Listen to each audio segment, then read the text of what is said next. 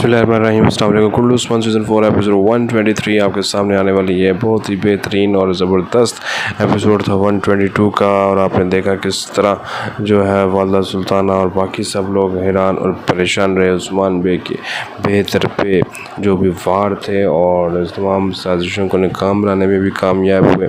मगर आने वाला वक्त और सख्त हो सकता है, अपने साथी हो सकते हैं मुखालिफ उस्मान बे के। ये सब जानने के लिए चैनल को सब्सक्राइब करो और तमाम अपडेट्स जानने के लिए बेल आइकन प्रेस कीजिए ताकि आपको तमाम अपडेट्स मिलते रहें। आज लाइव आना चाहते थे हम, मगर मसरूफियात के बाद लाइव नहीं आ सके कैम टीवी पर। तो दोबारा आपके साथ दोबारा हम इन टच रहेंगे। बहुत शुक्रिया। अल्लाह हाफिज़।